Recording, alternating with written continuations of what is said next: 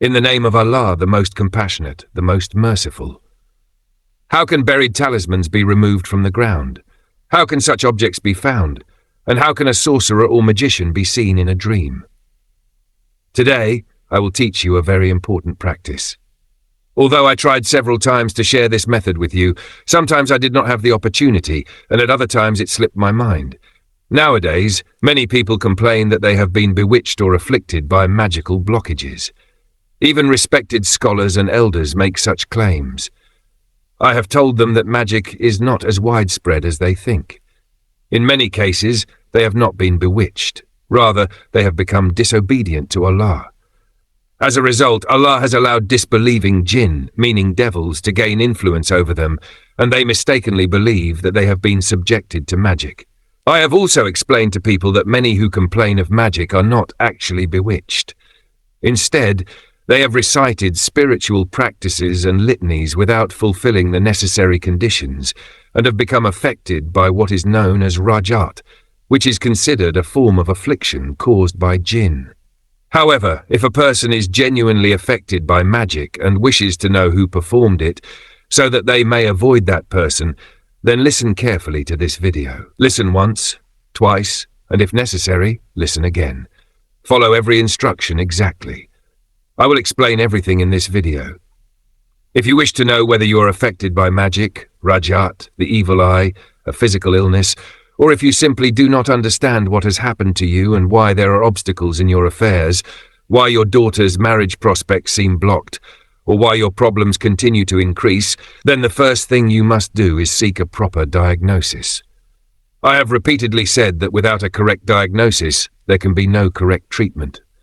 For an accurate diagnosis, visit the Amali Salihin channel, this very channel, and search for the video titled Spiritual Diagnostic Laboratory. Watch that video first and determine the true nature of your problem.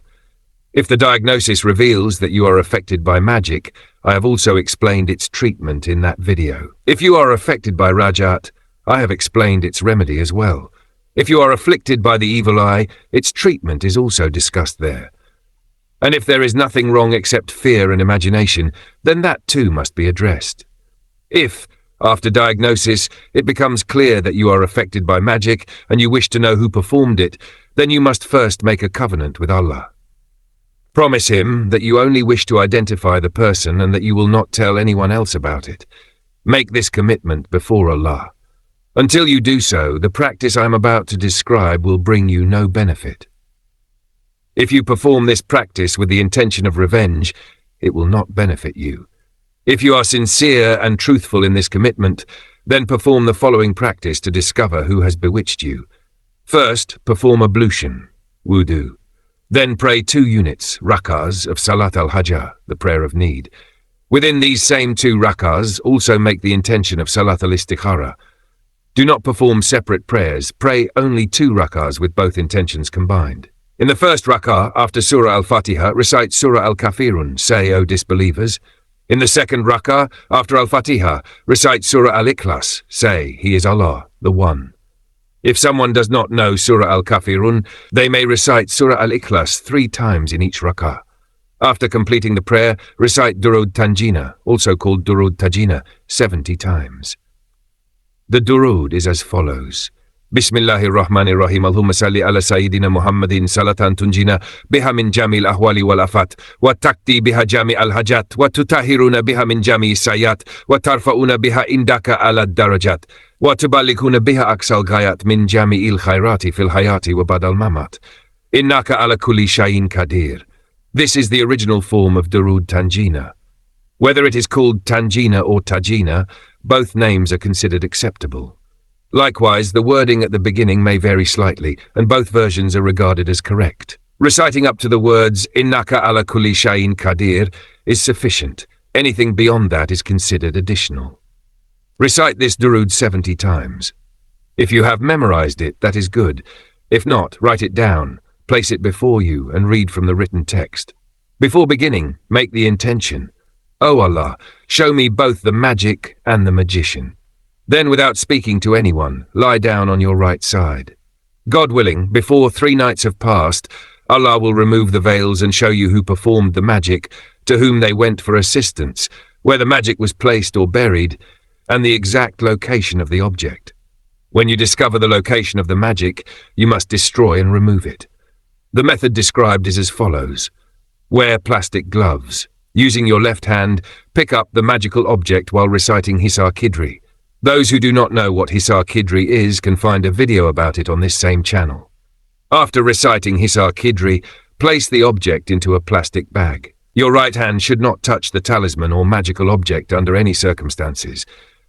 Perform the entire process with your left hand, and after having recited Hisar Kidri, whether it consists of meat, bones, chicken feathers, threads, symbols, talismans, or anything else, collect it and throw it into the sea.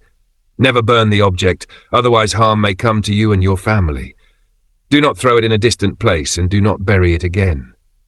It can take a long time to deteriorate completely. Instead, throw it into the sea. If it is a talisman, recite Hisar Kidri and open it. If needles have been inserted into it, remove the needles and throw them into the sea as well. Once you have identified the magician, do not take any action against them, because you made a commitment before Allah at the beginning. If you break that commitment, the consequences of this practice will return upon you, and you may become subject to divine punishment. This world is a place of testing, and Allah conceals the deeds of His servants rather than exposing them. You have been entrusted with a secret from Allah, and He has disclosed something hidden to you. If you betray that trust, not only will this practice cease to benefit you, but your difficulties may increase. After neutralizing the magic, give charity. Sacrifice a living animal in the way of Allah, according to your means, and distribute charity to the poor and needy. If you see both the magic and the magician on the first night, there is no need to continue on the second or third night. However, if nothing is revealed on the first night, continue for up to 3 nights. If you are spiritually weak, heavily burdened with sins, or unable to enjoy deep sleep, for example, some people suffer from diabetes and wake frequently during the night, while some mothers wake repeatedly to care for their children, then circumstances may vary from person to person. If nothing is revealed within 3 nights, continue the practice for 7 consecutive nights. Again, I emphasize that you should first determine whether you are genuinely affected by magic. It may be that you have a different problem altogether. If you perform this practice with the intention of seeing a magician when no magic exists, nothing will be revealed, because no one has cast magic upon you. I hope you have benefited from this video.